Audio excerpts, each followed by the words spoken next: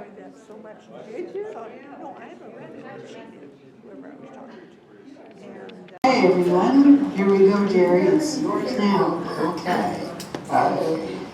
Thank you, Karen. Good morning, fellow residents. I had intended to have a handout associated with this.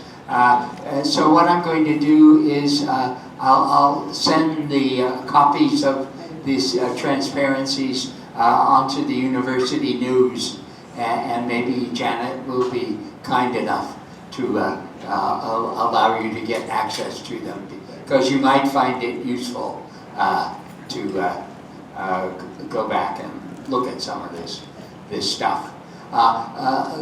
This is the sixth lecture, or I shouldn't call it a lecture, sixth presentation on artificial intelligence. The last one I gave was on December 18th, and 2 months have transpired, and actually a fair amount has happened, as you'll see, and that's what has sort of made me come up with that subtitle of maybe they're getting somewhere.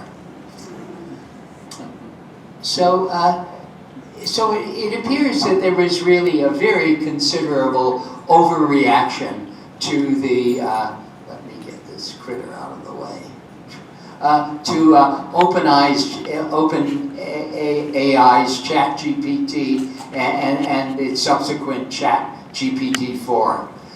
It suddenly made artificial intelligence available to people who had little competence in the digital world. To those folks, it seemed like a really big deal. However, all that OpenAI ChatGPT really accomplished was to generate a program that could interact with its user by responding with understandable text to questions the user had verbalized.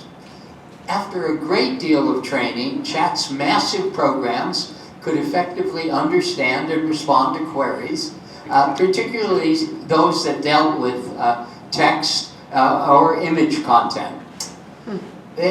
There's been considerable development since that initial awe with Chat's remarkable ability to communicate in a human-like fashion. All along, there was an awareness by the developers, of these programs, which are known as large language models, that they had difficulty in dealing with even the simplest grade school math problems, making it perfectly obvious that that large language models don't think. Recall how Chat works. It takes an input question that you had it, direct at it. It breaks it down into tokens that are words, parts of words, or punctuation.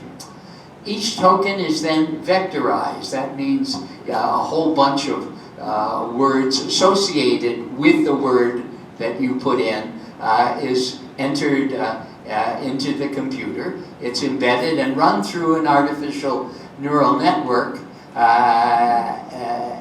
and tries to establish the next output token in response to the input query. That response is worked at one word at a time. Such a procedure might work really well on strictly verbal tasks. The response is always grammatically correct with a natural human touch as a result of the program's very large size. For example, in the case of ChatGPT-4, it has 1.76 trillion parameters in it, and extensive training. However, large language models like Chat did poorly on certain kinds of middle school math problems. Consider the following. This would absolutely confuse it. John gave Susan 5 apples and then gave her 6 more. Susan then ate 3 apples and gave 3 to Charlie. She gave her remaining apples to Bob, who ate 1. Bob then gave half his apples to Charlie and Charlie gave 7 apples to, John gave 7 apples to Charlie, who gave Susan 2/3 of his apples. Susan then gave 4 apples to Charlie. How many apples does Charlie have now? It wouldn't have the faintest idea of what to do. The answer is 8, which, you know, a moderately bright middle schooler could keep track of all those transactions. And then as another example of something that would totally confuse it, Bob is in the living room. He walks into the kitchen carrying a cup. He puts the ball in the cup and carries the cup into the bedroom. He turns the cup upside down and then walks into the garden. He puts the cup down in the garden and then walks to the garage. Where is the ball? It wouldn't have the foggiest idea. So, and the problem is that in a large language model, like ChatGPT, numbers like 5 and 6 are just tokens, no different from the or cat. A large language model learns that 5 plus 6 equals 11 because that sequence of tokens and variations on it, like 5 and 6 make 11, appear thousands of times in the training data that set up the model. But of course, the model doesn't understand a thing about math. If, for example, I ask Chat to provide the result of, say, what I've written there, 48 times parentheses 48 plus the square root of 113 times 79 plus 47 divided by 32 times 7, it would not know what to do, as it never would have encountered anything like that in its training. Chat doesn't think, and it can't, and if it can't think, it can't do math. However, the kind of step-by-step reasoning that does math requires doing math is essential if you want to create artificial intelligence. So OpenAI was, of course, aware of this weakness and was working on it. So they produced 2 publications. I gave you the references are down at the bottom, noting that large language models produce much better results if they're prompted to execute one step at a time, as shown in the graphic to the right. If you had, Roger has 5 tennis balls, he buys 2 more cans of tennis balls. Each can has 3 tennis balls. How many tennis balls does he have now? The answer is 11. So that's typically the way the thing would have worked before. So they want now to get things to get broken down more, so that Roger has 5 tennis balls, you buy the same thing. But you start out by saying, Roger started with 5 balls, 2 cans of 3 tennis balls, each is 6 tennis balls, 5 plus 6 equals 11, the answer is 11. So you broke the problem down into steps, and that way you're more apt to get it right. As distinguished from the second example, where the model just gets the wrong answer, whereas if you broke it down into steps, shown on the far right, the model comes up with the right answer of 9. So so it was essential to incorporate this kind of processing into large language models if they were able to solve even grade school word problems. The mechanism for incorporating the stage reasoning was sophisticated. OpenAI used humans to evaluate the staging of a problem, giving high marks to good choices and bad marks for poor choices. In the end, they ended up with a thing called process-supervised reward model 800K, there's the thing, that represented a group of possible solutions to a problem and selects the one with the highest reward score. It's much better than any other technique they came up with. So here's an example of reward supervision. So here's the problem. The denominator of a fraction is 7 times less than 3 times the numerator. If the fraction is equivalent to 2/5, what is the numerator of the fraction? And the answer is 14. So here is the steps that they had the thing broken down into. Now let's call the numerator x. That got a high rating as a reward supervision.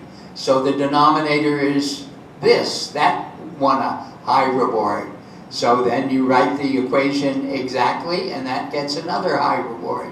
And so on. So the steps get high reward, but at the end, the thing gets the wrong answer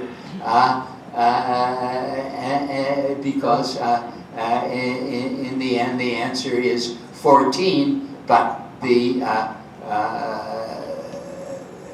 thing comes across with the wrong answer, and that gets a bad mark. So what they ended up doing was incorporating this kind of reasoning into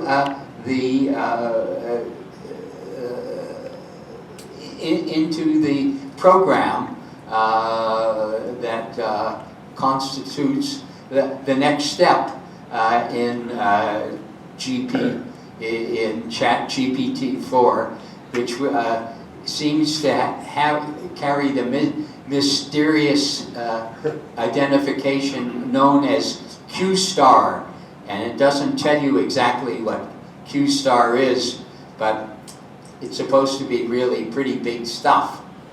But at any rate, this process reward model ended up being far and away the best, generating the best results of any of the tests that they had. Here is, this is the outcome reward mechanism, where all you did at the end was tell them whether the answer was right or wrong without going through the processing at all. Here was the improvement with using the performance reward mechanism. In each case, it turned out that it was the best. OpenAI is very tight-lipped about exactly what's going on in the next version. They're promising great things, and many people believe that all the turmoil that led to the discharge and rehiring of Sam Altman at OpenAI was related to people's understanding of what a big step this was, and how he was apt to take undue advantage of it. I'll slip over that. Now, just as an interlude, it's become clear that all that AI hype last year had an enormous impact in the stock market. The biggest winner was a chip manufacturer, NVIDIA, whose stock market capitalization rose 240% during the year to reach $1.5 trillion. NVIDIA invested heavily in producing graphic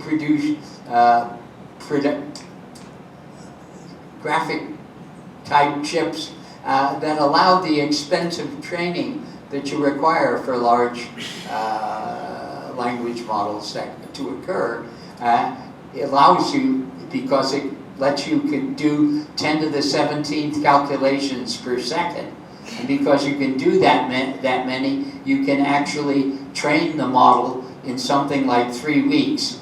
If you had to use normal chips, it would take you something like 10 years to train the model. Microsoft was a big winner because of its strong support for OpenAI, but all the players in the digital market did very well. They did much better than the market overall. Here is how well things did as a function of the percentage increase over the year 2023. So there's NVIDIA, which grew by percentage, the largest. Simply, it was easy for it to have a large percentage increase because it was only worth something like $500 billion. When you're as big as Amazon and you start out being worth the order of nearly $3 trillion, it's very hard to grow. The size of these things, these companies that are known now as the Magnificent Seven, is just incredible. Here's the name of the corporation, and over here is its value in terms of market capitalization. That is the value that the stock market puts on them. And NVIDIA is now up over $1 trillion. Everything is up over $1 trillion except Tesla, which has slipped and actually had, in some sense, the least reliance of any of these companies on artificial intelligence. So the total value of those companies is almost $13 trillion. And what does that mean? So it means that their combined market value is the same as the total stock markets of Britain, Canada, and Japan. Just those 7 companies. So it's just incredible the amount of wealth that's becoming concentrated in the U.S. Now, I'm a great fan of OpenAI's major competitor, which is Google's DeepMind. They both compete for leadership in the AI world, and both are striving to generate artificial intelligence, whereas DeepMind alludes to Q-Star. DeepMind is much more open about what they're doing. DeepMind's open publications in January of this year were most impressive. The first was alpha geometry. And alpha geometry, they showed their capability by solving problems of in the Olympiad geometry without any human demonstrations. And they published this result in Nature in just last month. So here's what artificial intelligence had been able to do previous to what DeepMind had done without their program, Alpha Geometry. So this is, you got an honorable, this Olympiad geometry thing is typically a test of people, for the most part, that are under 15 or 16, but they're the most brilliant mathematicians of that age in the world, and they come together for this competition. And they looked back and took something like 30 of the hardest problems that they had, and this is what the average contestant was able to do. the ones who won bronze medalists could get 19 of the problems out of 30. The silver medalists, 22.9. Alpha geometry got 25. And the gold medalists, that is the people who were the winners every year, ended up with a slightly better average of 25.9. So they had really been able to demonstrate getting a model that could solve really hard geometry problems. So the structure of how DeepMind, well, A question, Yes, are sir. those bars representing people or programs? people. Okay, thank you. Thank you. So the structure of DeepMind. So DeepMind took the problem and broke it into two pieces. They used their large language capability to sort of figure out what the question that was being asked was, and to make a construction that might help you solve that problem. Then they attacked it with their own set of rules of geometry to do as well as they could with the construction that was offered. The problem that you actually have in trying to get at data to train things in things like geometry or algebra is that there's no common language that they can find, that they can just send out the model and have it train itself. So what they did was they internally built a structure of the data, just working with the laws of geometry. So the language part would understand the question and make a construction, and then the geometry part would jump in and see if that would solve the problem. So here is a totally trivial example. Here is an equilateral triangle, and you're being asked to show that angle B is equal to angle C. So alpha geometry understands what the question is, and they come up with a construction. Drop a line from A down to BC that cuts those two lines in half. And as a result, the proof is trivial because it's an equilateral triangle. This side is equal to that side. This is the bisector of that, so those two pieces are equal. And of course, there's a common side. So all three sides of the two triangles are equal, hence the angles inside are equal. So that's, a trivial example of how it works.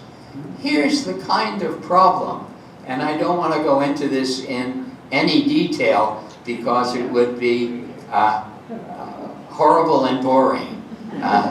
But this is a construction where you start out with a triangle ABC, and from it do various constructions and show that a circle that goes around that triangle is tangent at this point to another circle that they give you a rule as to how to construct it, and you prove that these things are tangent at a particular point. And I would have no idea when I was 15 or when I'm 89 as how in the devil I would solve that problem. But at any rate, the model went ahead and solved it. And here I just show you 104 steps that it took the model to actually end up having to go through to solve the model. And it went ahead and did that.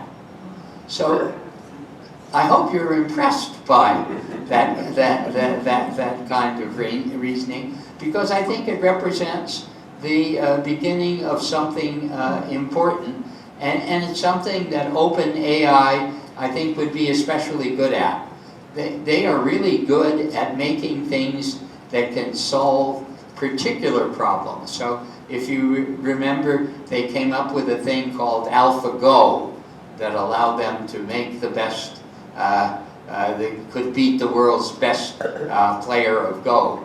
They came up with a thing called AlphaFold that told proteins, the linear chain of peptides that are formed by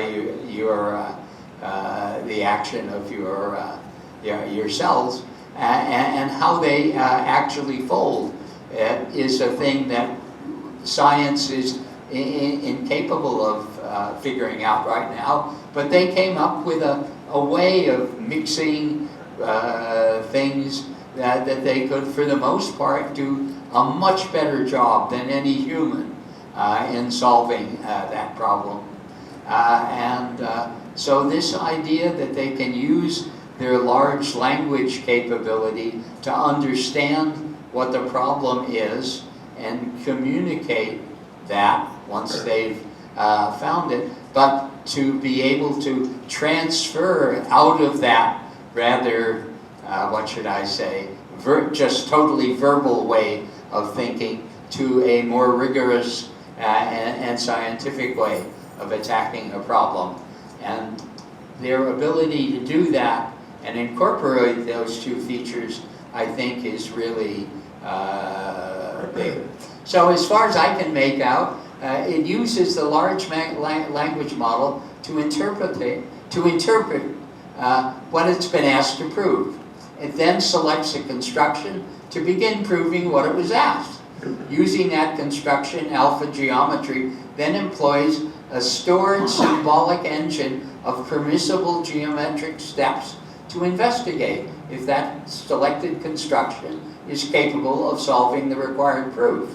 If it isn't, then it just moves on to a further construction.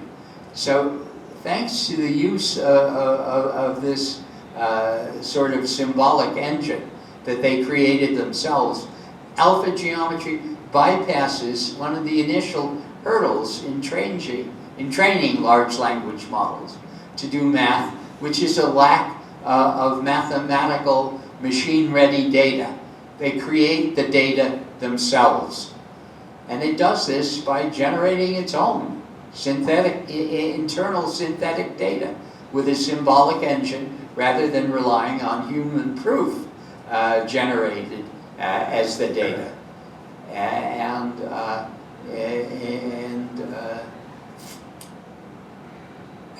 I think this is just an absolutely incredible thing. So the first, to solve the 25 problems, it made a internal model that had 100 million geometry steps that was inside it.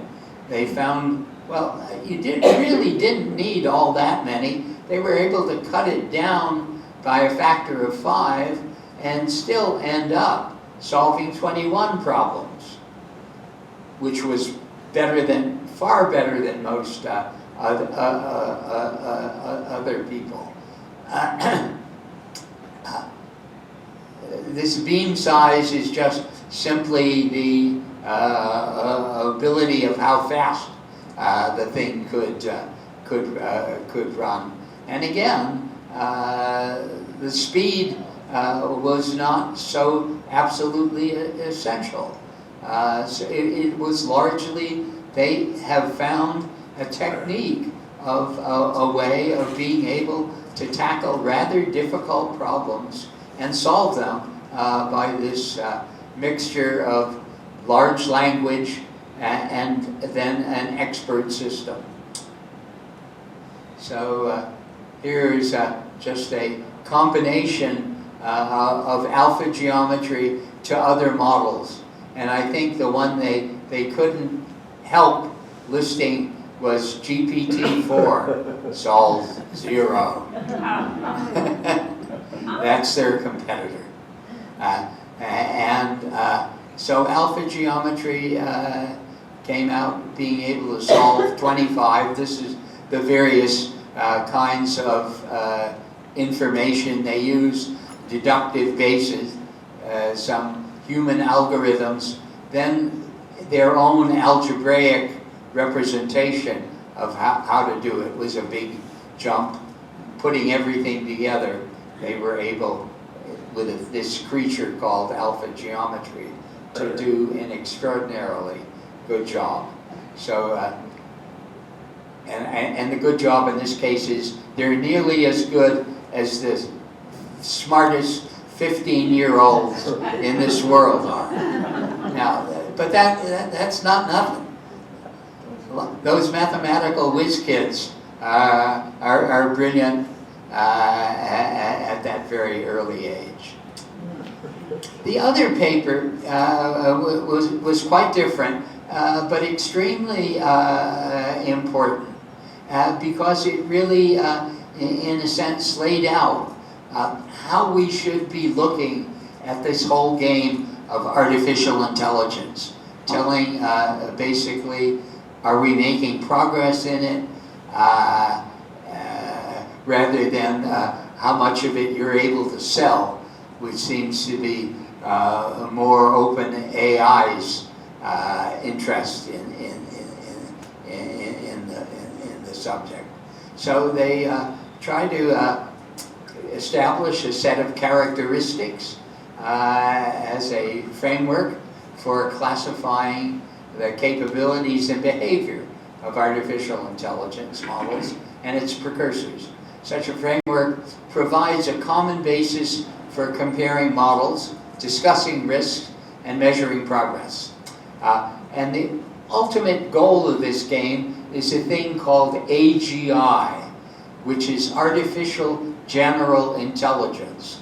That is, one thing that is true of humans is we have an incredibly broad set of knowledge.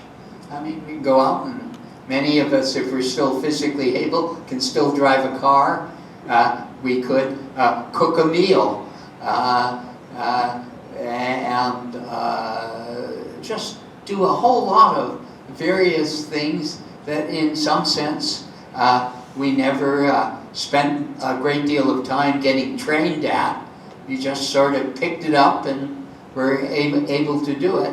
And that's what they're really looking to try to find, something that can start exhibiting this ability of generality, and yet that generality isn't simply general stuff. It allows you to go ahead and actually do something with what you know.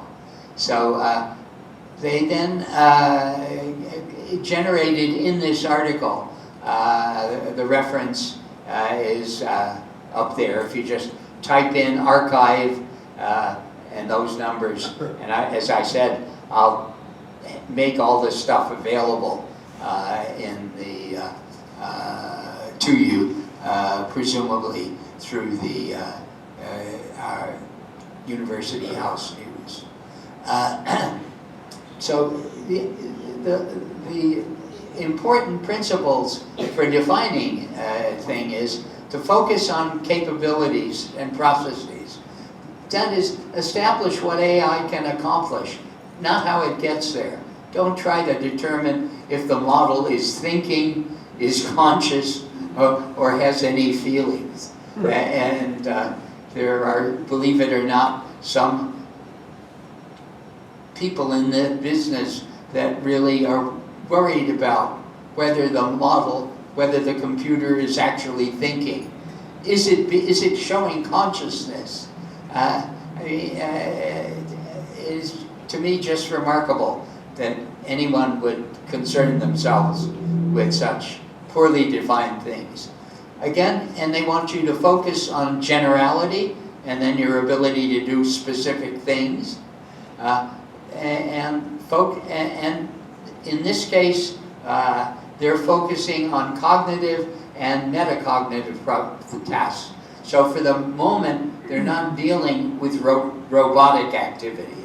There are many people who say, I don't think anything of just all this stuff of whether the computer is able to do magnificent thinking. For example, if the room was on fire, the computer wouldn't have the sense to get up and get out of the room. So they really focus on transferring all that capability into also the capability of action. So focus on potential, not deployment. That is, if you understand something probably can be done, don't feel that the test of it is you have to throw it into the marketplace and see how well it works or it doesn't. Focus on that. Focus on ecological validity. That means focus on whether what the artificial intelligence can do is useful. That is, make sure it's a task that you would want done, not necessarily something that it simply can do, but you don't give a darn whether it can accomplish it or not. And focus on the path, not necessarily to a single endpoint.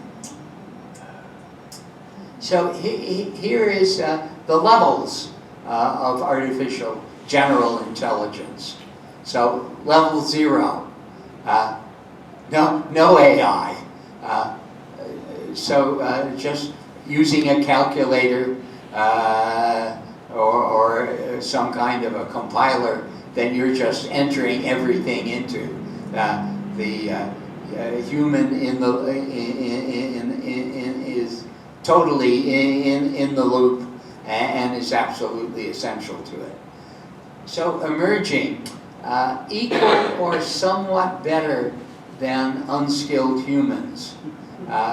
For example, emerging narrow AI, and they have, as an example of that, ChatGPT, Bard, and Llama. Those are just things that they're saying, what they're able to do is really talk to you.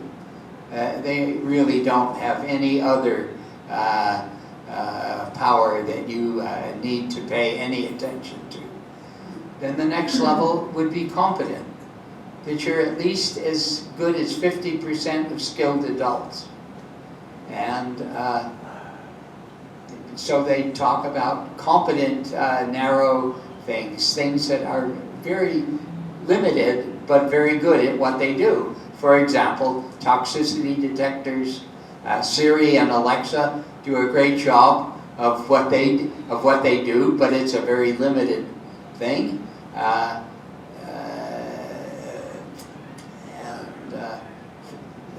Large language models that can write short essays or do some simple coding, and they would call that competent AGI. And to their mind, we haven't really achieved that yet.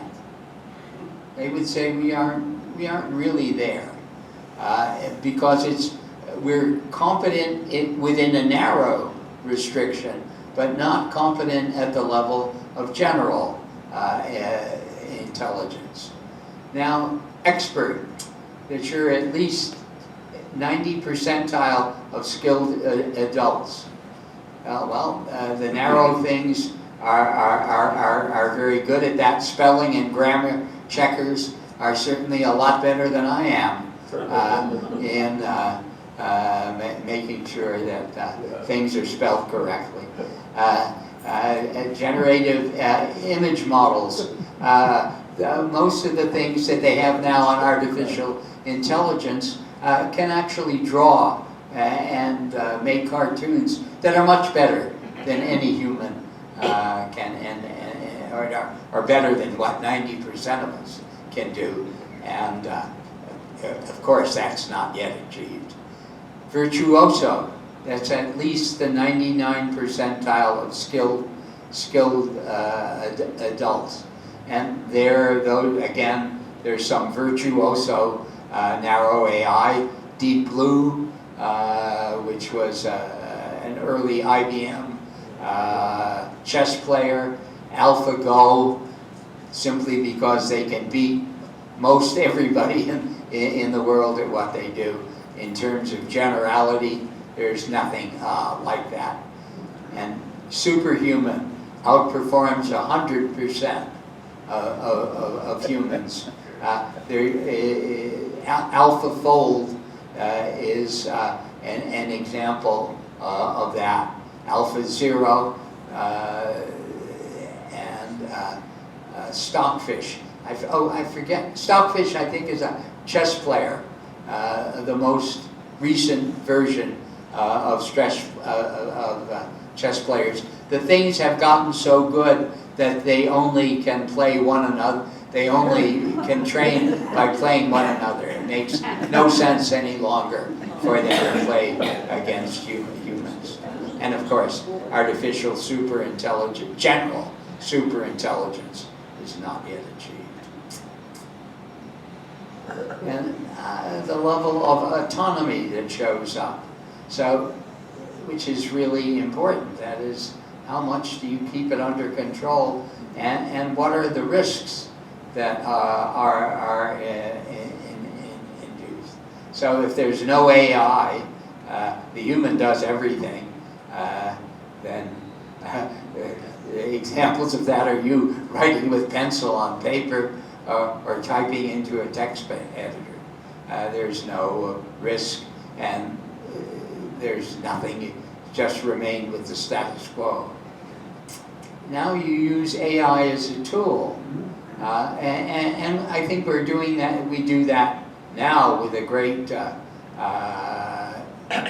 without even realizing it, using search engines like Google, or writing with the aid of a grammar checking program.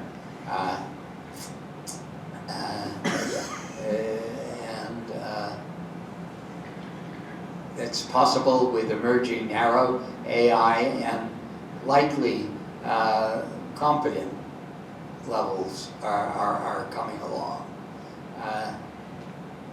The only risk of that, I think, is using, according to them, is using human skill. They use that horrible, a horrible thing, de-skilling,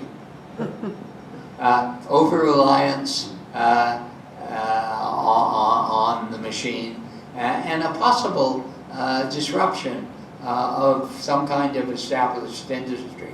So a thing that the computer could end up doing very much better than any of the people who are currently employed in doing that task. And then we go ahead through a whole other list of things, but at least I think they've come up with a list of things for us to think about, and going all the way to a fully autonomous system. And that's, I think, where, in a sense, the existential level might, existential risk might come into play. If it's misaligned and it ends up with a total concentration of power within those systems. At the expert level, there's going to be massive labor displacement and possibly a feeling of a decline of human exceptionalism. So it looks to me like AI is just barreling ahead. Its market impact is enormous.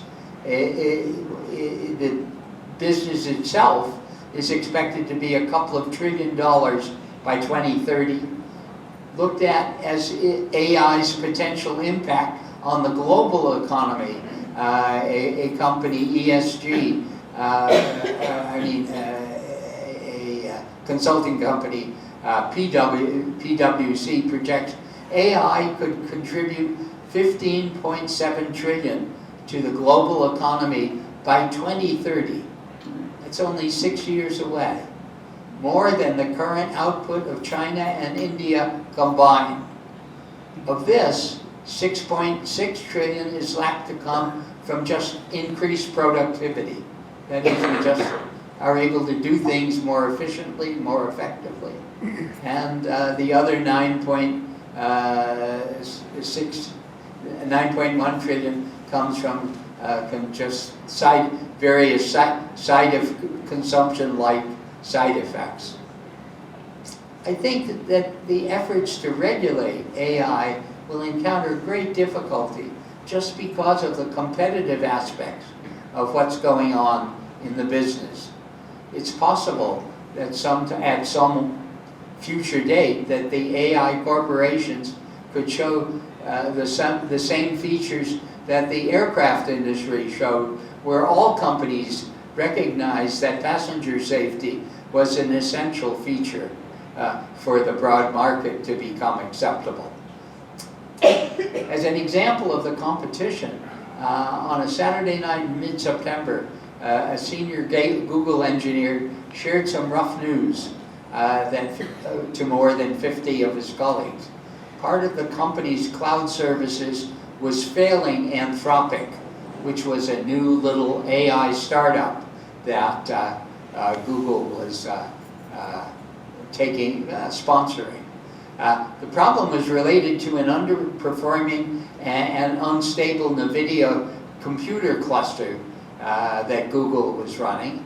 And to address the issue, Google initiated a 7-day-per-week sprint for a month, with the engineers working overtime to fix the faulty service. Anthropic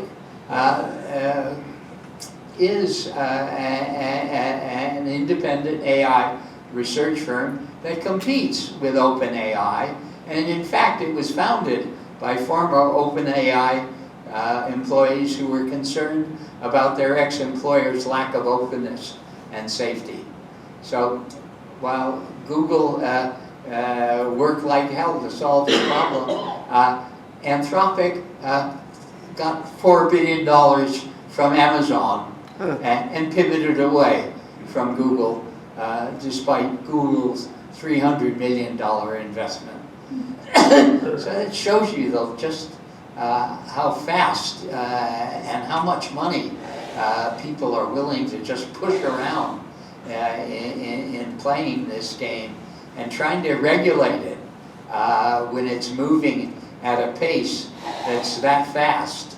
I don't quite know what you can do. I think the largest negative impact of AI will most likely be on employment. While I abhor Microsoft's OpenAI's approach to providing AI personal assistance to each and every one of us, it may well be the future. Perhaps some of you will recall Microsoft's Copilot ad on the Super Bowl. I find their desire to help you with your life creepy.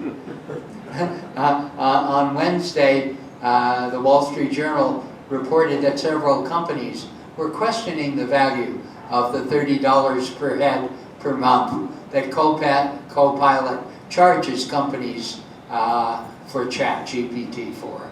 So I thought that's kind of alarming. Here you're paying a person, let's say, $70,000 a year, and you're questioning the value of a $360 investment per year as being really useful. I think that's a pretty serious criticism of the actual value of Copilot. So I just recall that message from Bill Gates that I found just really scary, where he seems to advocate just turning your life over to an AI assistant that will just do all kinds of things for you, and you won't have to do a thing for yourself or think of anything for yourself. I'm quite concerned about that. And further, those of you who follow the business, what is Sam Altman doing out trying to raise $5 to $7 trillion for more chip production? And he's doing it with the United Arab Emirates, SoftBank CEO Misiaso San, and representatives from the Taiwan Superconducting Manufacturing Company. Chips and their connections are currently the bottleneck in AI, and I'm absolutely happy that there's a bottleneck somewhere in that entire system. So I'm ready for questions, comments, or...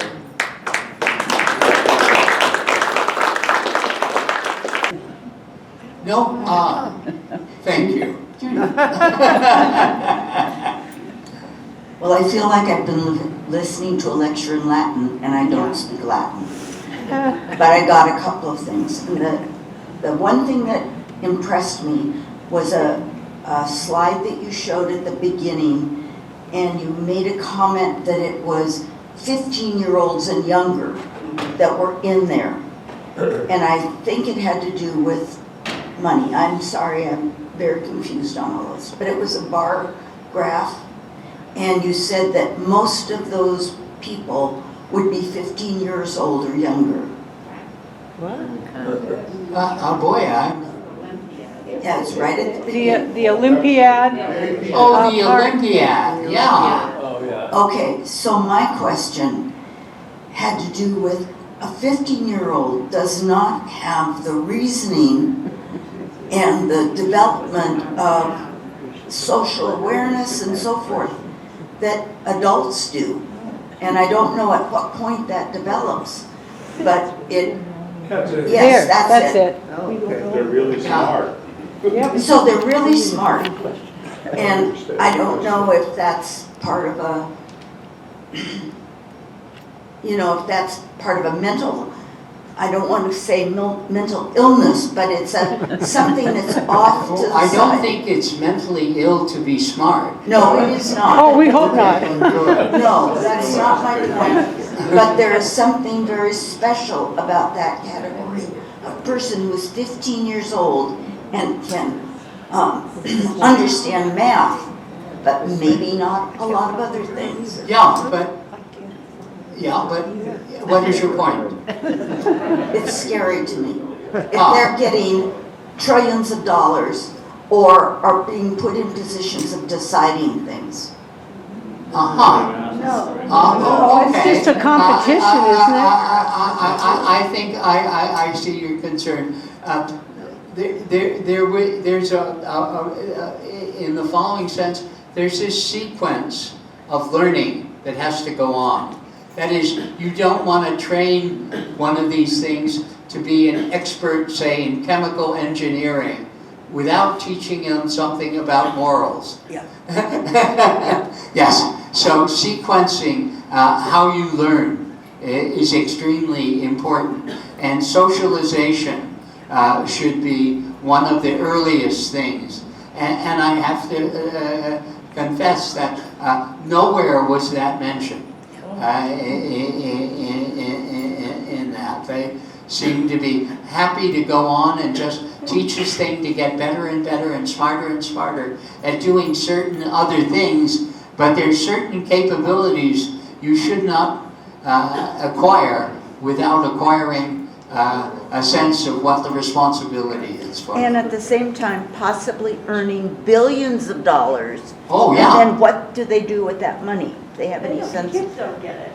Oh, well, it is a real problem that I think I think they are trying to grapple with it. And the whole problem is suppose everything works ideally the way they would like it to work. It would almost be that they can take, that artificial intelligence and robots can take over all the work that we need to do. Then the problem becomes who gets what. Yeah. Yeah, just going back to your graph, it seems to me this is one step in trying to train these things to do some mathematical stuff. Yes. And so I think Judy raises some really important issues, but this is just a little step on something else. Yeah, but it was a big and powerful step. The ability of how you would be able to get together a large language capability to understand what you're being asked to do, and then marrying that with the capability of executing the particular task. That was not at all clear. In large language models, they only know what they've been taught. If they haven't seen it, they don't know what to do with it. This is the first example of where a thing appears to show something that looks like thinking.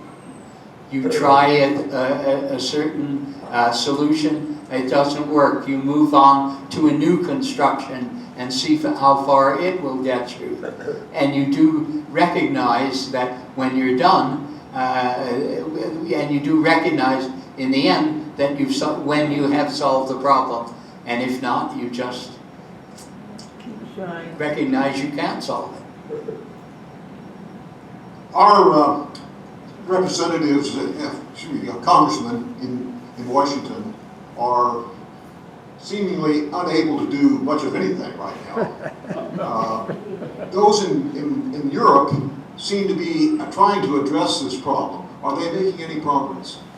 Well, they've written this, I think they've written a very sensible set of conduct and rules. I think the whole problem comes down to one of enforcement. And say a company like OpenAI, where you really don't know what's going on inside it, represents the kind of challenge that is faced in this game, that is something quite disastrous could appear before you realize it. And I don't know, I'm quite concerned. If everybody was willing to say, well, there's this big industry, it'll be quite profitable for us all, why don't we all work together to make sure it's safe, does no real harm, and that would be great. But what actually happens is the belief that, well, look, they're sneaking ahead. If I don't do it, I'll fall behind, and that's also happening, of course, at an international level. The other very big player in this game is China. And as far as I can see, the U.S. and China are really the two most serious players. One of the scary things I read this week is how drones are becoming extremely important in warfare, especially in Ukraine. And one of the developments is moving from an operator remotely controlling something to a drone that has built-in autonomous capabilities. In other words, it can track soldiers or track vehicles, target recognition. that might be one of the points. As so often in human history, warfare has driven technological innovations, something we should give close attention to. Yeah. Typically, every action involving something like a drone has international implications. And you would hope that somehow that perspective is being taken. And I'm not entirely sure how the devil you would do that with artificial intelligence. It necessarily seems to me, unless the State Department or somebody like that is able to write a set of operating instructions that would make it clear that program in the Geneva Conventions or something. Yeah, really. Yeah.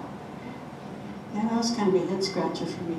Gerry, you sure gave us a lot for our brains to work on. That's very informative. I appreciate it. I'm sorry that that this was a rather what should I say, technical talk, but it's important to understand that that's what this is. It is. Yes, absolutely. It's not about being scared of it or thinking it's the savior. You have to try to understand what it is. Yeah, well, as a non-technical person, I found it hard to follow, but I was getting some of it. So I think that's a very good accomplishment. Yeah, so I think that's the idea, is to just understand the difficulty of it. Yeah. And it's really a very hard game.